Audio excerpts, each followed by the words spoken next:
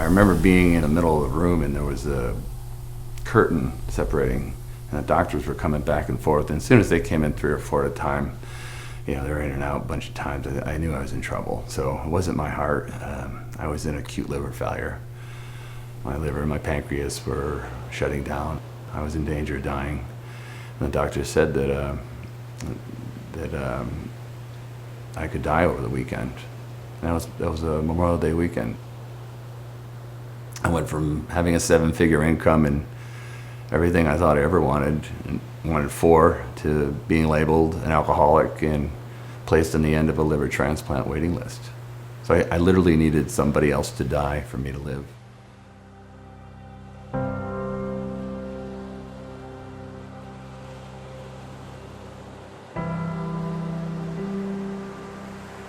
So I grew up in the western mountains of Berkshire County, which is in Massachusetts.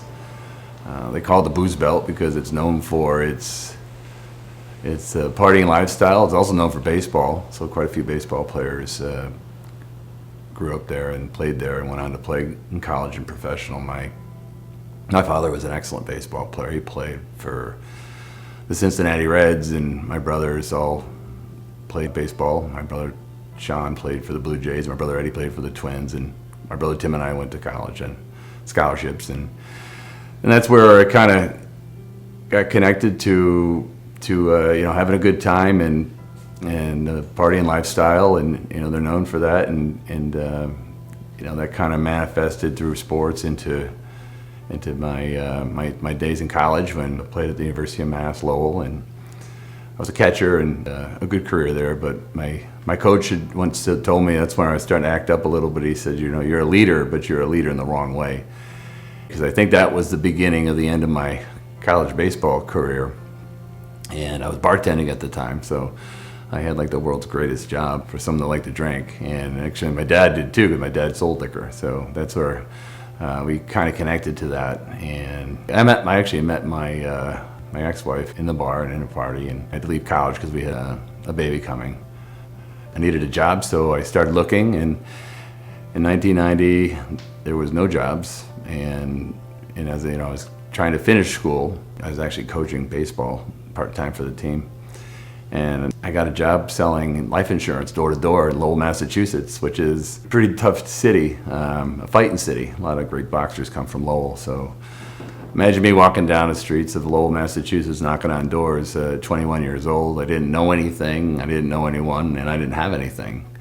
But I had good teachings, and I learned how to do it, but that business comes with a lot of rejection.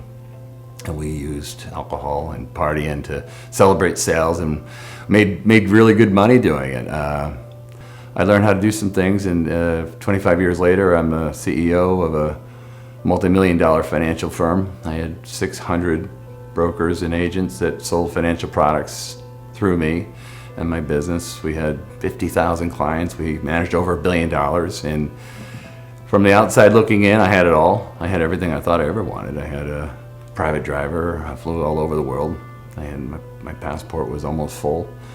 I ate at the best restaurants and wanted for nothing. And one day, what I thought was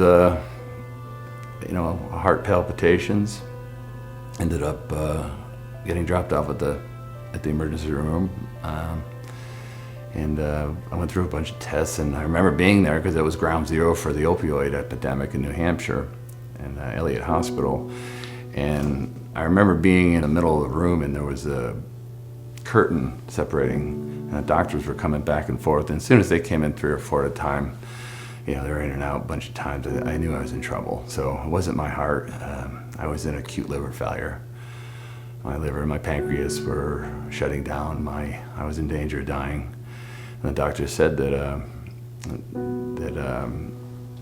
I could die over the weekend. And that was a Memorial Day weekend, 2016. So I started the journey from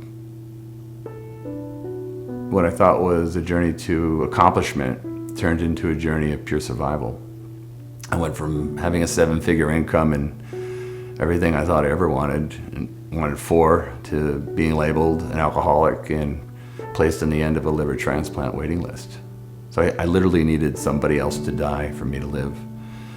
And to make matters worse, I found out that they don't like giving precious organs to people that are labeled alcoholics. So that was a difficult time for me. I understood that for every one organ available, there was 3 people that needed it on the list and another 100 that weren't even on the list, that were either too sick or just not eligible for whatever reason. My journey took me to Boston, to a prominent hospital, a Harvard teaching hospital, and I was introduced to a concept called the MELD score, which is the model for end-stage liver disease, and that's the first time someone told me that I had a 50% chance of not being alive in 90 days. So it's a test they run, and that was like you walk around and tell everyone what your score is, which basically says how long you got to live. And so that number kept creeping up over the fall. I'm playing full out. I'm playing to win. I'm doing everything I'm supposed to be doing. And then my score kept getting worse. The numbers that were supposed to be going up were going down, and the numbers that were supposed to be going down were going up. And it looked like, with the 90 days, I probably wouldn't be alive. There's 2 things I did. The first was I was one of the few people that were available for their own, basically reading of their will. It's called a family meeting. That's what I did professionally. I was a financial advisor.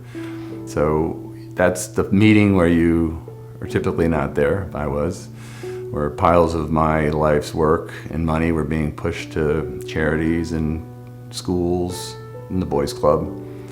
I was a club kid growing up in my church, Manchester Christian Church, my college, UMass.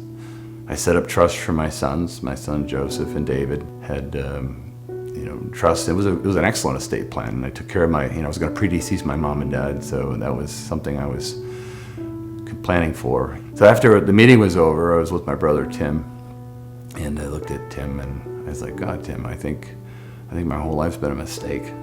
I think I always just had a sense of emptiness because I've been embarrassed so badly. I fell from grace, and I was literally turning green. I was dying.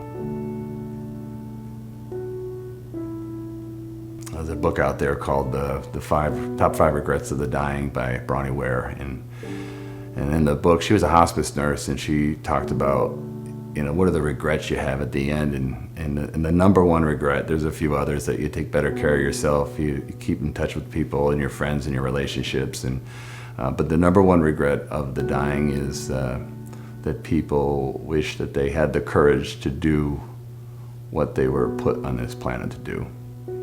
And I never had that courage, at least when I wasn't drinking. So I knew at that moment I started the concept of recreating myself, because I had already fallen before the financial services community, my friends, my family. And I said, if I'm going to survive, I need to recreate myself. The story gets a little interesting at this point, because I'm expecting to, be in Boston and wait my turn and get transplanted, hopefully, and live. And I was starting to get a feeling that just my instincts were telling me that it's not going to happen. And I went through the tests and the committee meets, and they came back and they waitlisted me. They said, you needed another test. And I was like, oh, I've been following the rules. I've been on either side of 250,000 financial transactions and processed thousands and thousands of pieces of paper where if you don't fill in the box correctly, you don't get paid. So I get that. So I did everything else they told me to do, and I did A, B, C, and D, and then they met again, and I got a call. It was from the chief of transplant, and he said that they don't believe that I'm following the relapse requirement, relapse prevention. He thought I was still drinking. And he said, you're going to have to go get a transplant somewhere else, Mr. McMahon. So I wasn't waitlisted. I was thrown off the list, and thought of some things. It was a pretty dark time for me, so I thought of things that were probably things you don't want to think about. So my travels take me to Jacksonville, Florida, where I was told that the Mayo Clinic is a great place to go and try, and I was so outraged that I had to kind of vindicate myself, and I did what everyone does. I Googled. They said, So there's a truth verification company that administers a lie detector test. I went in and submitted to a lie detector test to prove that I had been complying, and I passed. And I took that test to Mayo Clinic, and Mayo Clinic was skeptical, as a lot of the hospital are, I think. But they did say that they'd consider me for transplant if I went to rehab, if I went to drug and alcohol relapse prevention. And I'll never forget my first day wandering into addiction center. I couldn't believe.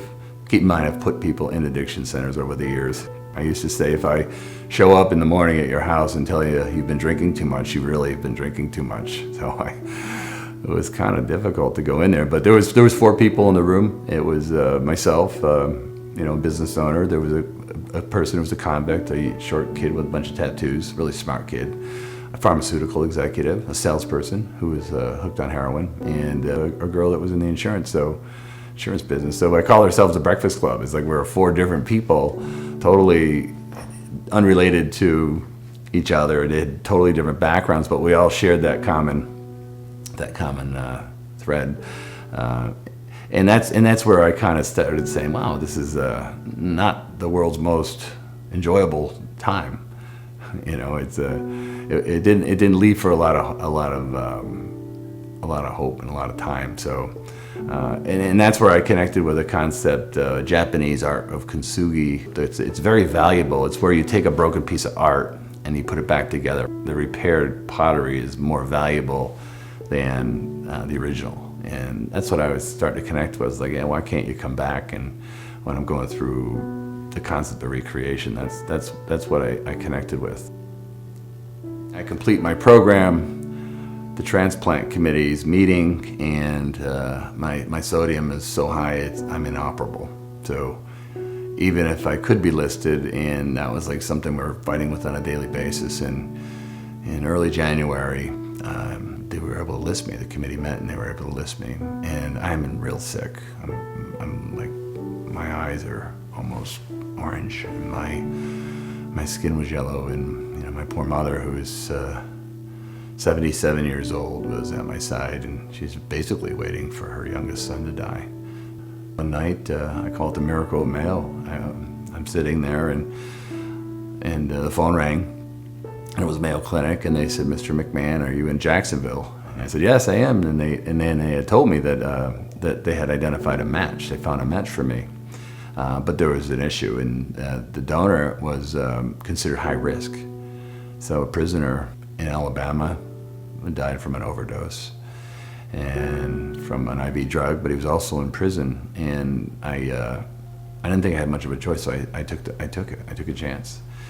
And I was later told that as many as 50 people passed on that organ in order for me to survive. So, I'm alive, and unexpectedly alive, and now I'm on a new journey. It's like my journey to pure survival is now transitioned. I went through that epiphany to a journey of transformation. So I had to make my way. And what occurred to me is, how did I get here? And the only thing I could think of is I didn't have a very good plan. And I was a financial planner. So it was the beginning of the program that we use called the R Factor 4, which is a program that helps people recreate themselves. And the industry, from what I hear about the addiction and rehabilitation and recovery, I did a ton of research on it. And there's a famous TED Talk by Johann Hari. He said the opposite of addiction is not sobriety. The opposite of addiction is connection. And I connected with that. And I said, wow, that's what, I had some really unhealthy connections that took up a lot of my time. And the opposite of rehabilitation, in my opinion, was recreation.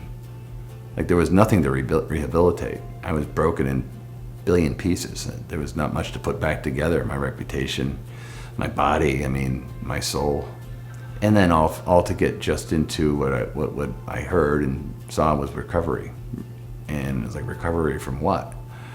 So I think the opposite of recovery is reentry, to return.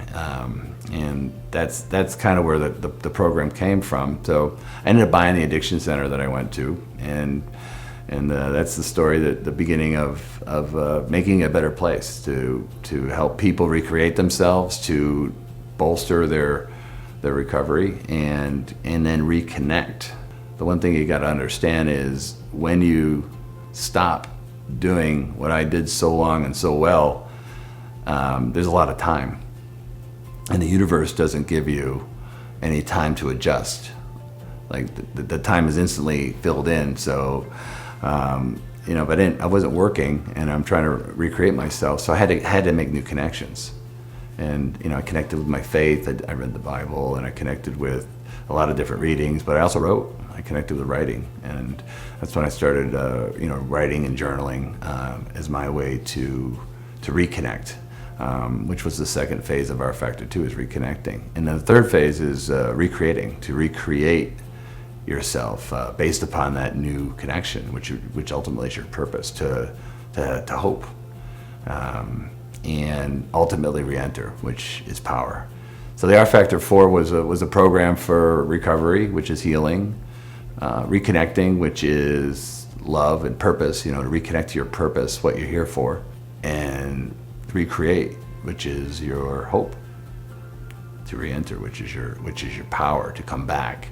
And that's the whole program was based upon something that I read. Stephen Covey said, you want to change the fruit, you need to change the root. And the roots are deep, and they're embedded. And for me, my roots were where I grew up, in an environment of partying and lifestyle, and the influencers that I had, and the people that I got my connections from. And my teachers, and that was the root. So once you detach from that and you establish new connections, new purpose, and a new environment and new influencers, you have an opportunity to produce a better fruit. So that's one of the things that I look at when I talk about that. I liken the whole vicious cycle, because 2 out of 3 people that leave a rehab center within 90 days relapse. It's this vicious circle. It's almost like Pitfall. When in the old game, when Pitfall Harry would go over the pit and he jumped over the alligators, and he'd sit on the other side, and if you waited there in the old Pitfall game, something would suck you back in. And what R Factor 4 does is it lets you get over the pit, and it lets you get onto the next obstacle, which is your reconnection, your purpose, and reconnecting you to their purpose, and getting over that obstacle with the new connections and recreating yourself. So you're getting so far away from ground zero, as I call it. Your momentum and your influencers and your new roots will change the fruit, which will be ultimately happiness. And I wrote a few books along the way. I wrote a book about labeling. I didn't like being called an alcoholic. I think that when you go to identify as an alcoholic, those two words, I am, is a very powerful subconscious demand to be so, and I didn't identify. I didn't want to be that. The book I'm most proud of is Superhero Self, because I believe everybody is a superhero. And I connected with the video from the Script, which is an Irish band, and they were filming this video in Johannesburg, where they did a concert, and it was about a man with a little daughter, and he would put his suit on in the morning and kiss her, and pack his briefcase up and go to work. But on his way to work, he'd change his clothes into fatigues, because he was working in the junkyard, basically. But to her, he was a superhero, and I think everybody has that. So my philosophy is you can recover from anything by activating, because that superhero is sitting there waiting to get into the game.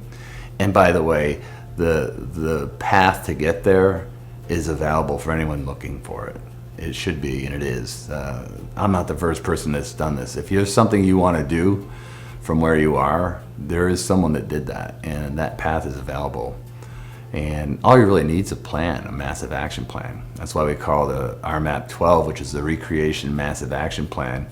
We have 2 versions. We have a 12-day version just to get started and get a taste of it, and then we have a 12 weeks to a remarkable recreation, where you're transforming your vision, your goals, your passion, your purpose, your dream team, your mentors, and your time management and your planning. and you put it all together in this massive action plan of reentry, and it's very, very powerful. And the last thing is it's a never-ending cycle. It's a wash, rinse, and dry and repeat, and that's what the whole cycle of evolving and building on your plan. Because I always had an issue with the way the industry helps someone recover, and in the mental health industry, and everyone's like they want to get one day at a time by. They want to go one day at a time and live tomorrow exactly the way they live today. I don't think it's doing that for a 20-year plan. I think it's 20 perfect one-year plans, not a 20-year plan. And you build on the day. Each day you do the next one. That's my philosophy.